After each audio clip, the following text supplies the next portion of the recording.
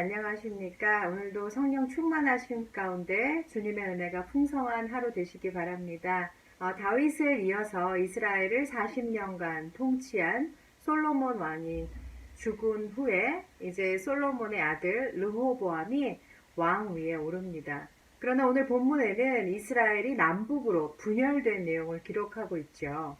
열왕기상 11장에서는 솔로몬의 우상 숭배로 인해서 하나님께서는 이스라엘의 10지파를 느밧의 아들 여로보암에게 주시겠다는 예언을 아히야 선지자를 통해서 이미 하신 바 있습니다. 그렇기 때문에 이스라엘의 분열은 이미 솔로몬 때에 예정되어 있었던 것처럼 보이지만 사실 오늘 본문을 들여다보면 르호보암의 처세에 따라서 이스라엘의 분단을 막을 수도 있었다는 것을 알 수가 있습니다.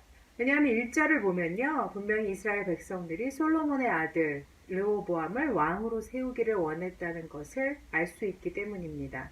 1절을 보면 르호보암이 세겜으로 갔으니 이는 온 이스라엘이 그를 왕으로 삼고자 하여 세겜에 이르렀음이더라, 이렇게 기록하고 있지 않습니까? 물론 이집트로 피신했던 여로보암이 솔로몬의 죽음 이후에 이스라엘에 귀국한 상태였지만 민심은 아직 르호보암 쪽에 있었습니다. 문제는 솔로몬 때에 있었던 과중한 노역과 과세 제도로 인해서 많은 백성들이 고통을 겪고 있었고요. 여로보암과 이스라엘 백성은 이 노역을 또 과세 제도를 가볍게 해주면 르호보암을 섬기겠다라는 제안을 하게 됩니다. 그러나 중요한 결정을 앞에 놓고 르호보암은 굉장히 잘못된 결정을 하고 맙니다.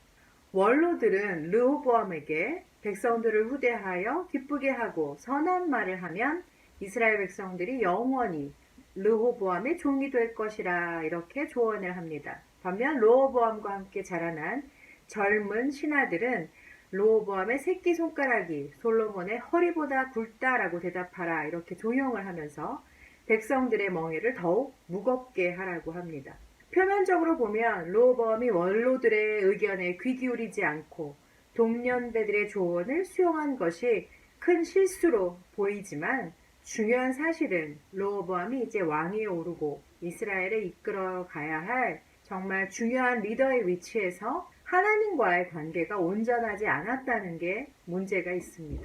중요한 결정 앞에 르호보암이 해야 할 일이 무엇일까요? 하나님 앞에 엎드리고 기도하며 하나님의 마음과 그 뜻을 구하는 것이었습니다. 그러나 르호보암의 주위에는 많은 사람들이 있었고요. 르호보암은 하나님의 뜻보다는 사람들의 말에 귀 기울였습니다. 그가 하나님께 여쭙고 하나님의 뜻을 구하는 왕이었다면 아무리 이스라엘의 분열이 예언되어 있었다 하더라도 하나님은 르호보암 때에 이스라엘이 분열되도록 절대로 내버려 두지 않으셨을 것입니다. 결국 르호보암의 불신앙은 르호보암의 의견과 동의하지 않는 이스라엘의 10지파와 함께 여로보암이 북이스라엘을 건국하게 하는 그 빌미를 제공하게 됩니다. 르호보암은 아버지 솔로몬 왕이 그의 말년에 우상들을 위한 산당을 짓고 우상을 섬기던 것을 직접 목격했을 것이고 할아버지 다윗과 솔로몬 그 초년의 그 귀한 신앙을 물려받지 못했습니다. 그렇기 때문에 하나님과의 올바른 관계를 어떻게 가져야 하는지 알지 못했고 그는 하나님 뜻에서 벗어난 결정을 하게 됩니다. 결국 민심을 잃게 되고요. 이스라엘의 왕이 아닌 남유다의 왕으로 살아가게 되는 것입니다. 더 가슴 아픈 사실은 이로 인해서 이스라엘 백성들이 르호보암한테 뭐라고 하죠? 우리가 다윗과 무슨 관계가 있느냐? 이새의 아들에게서 받을 유산이 없도다. 다윗이여 이제 너는 내 집이나 돌보라. 이렇게 말하면서 다윗을 통해 이스라엘을 축복하시겠다는 그 하나님의 약속과도 멀어지게 되었다는 것입니다. 솔로몬 때에 예언되었던 이스라엘의 분열, 르호보암은 신앙의 유산을 받지 못했고요. 이스라엘의 왕으로서 하나님과의 올바른 관계도 갖지 못했습니다. 결국 르호보암에게는 이스라엘의 분열을 막을 수 있는 열쇠가 분명히 있었고 하나님께서도 물론 기회를 주셨습니다. 그렇지만 그는 잘못된 결정을 했고요. 그의 과오는 분단이라는 현실과 함께 절대로 합리화될 수 없는 역사의 한 부분이 되었습니다.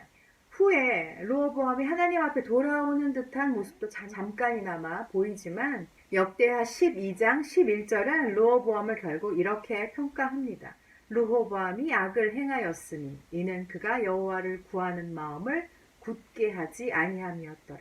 르호보암은 이스라엘 역사에 악한 왕으로 기록되었습니다. 솔로몬의 지혜와 당대에 그가 누렸던 부와 명성과 그 영광은 그의 우상 숭배로 인해서 무너져 내리게 됨을 봅니다. 여러분, 우리들이 진정으로 남겨야 하는 것이 무엇입니까? 바로 영적인 유산입니다. 어떻게 우리들이 주님을 예배하고 있습니까? 내 삶에 아직도 무너뜨리지 않은 우상이 있지는 않습니까?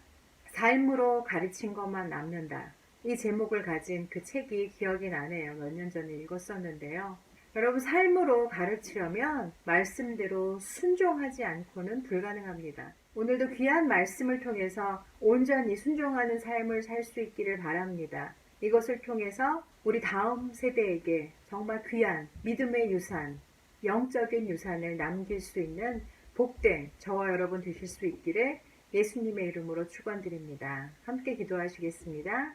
하나님, 오늘 말씀을 통해서 하나님의 놀라운 축복을 누렸던 솔로몬이 바른 신앙의 유산을 남기지 못함으로 인해서 그의 아들 르호보암이 잘못된 결정을 하게 되고 이로 인해서 이스라엘이 분열과 함께 하나님의 백성들까지 하나님과의 관계를 올바로 갖게 되지 못함을 보게 됩니다. 하나님, 우리들의 삶을 하나님의 손에 다시 한번 올려드리기 원합니다. 말씀의 반석 위에 서게 하여 주시고 하나님의 마음과 그 뜻에 귀 기울이며 우리들의 삶을 통해 하나님께 영광 돌려드릴 뿐 아니라 우리들의 자손들에게, 다음 세대에게 귀한 영적인 유산도 남길 수 있는 복된 자들이 될 수 있도록 하나님 축복하여 주시옵소서. 예수님의 이름으로 기도드립니다. 아멘.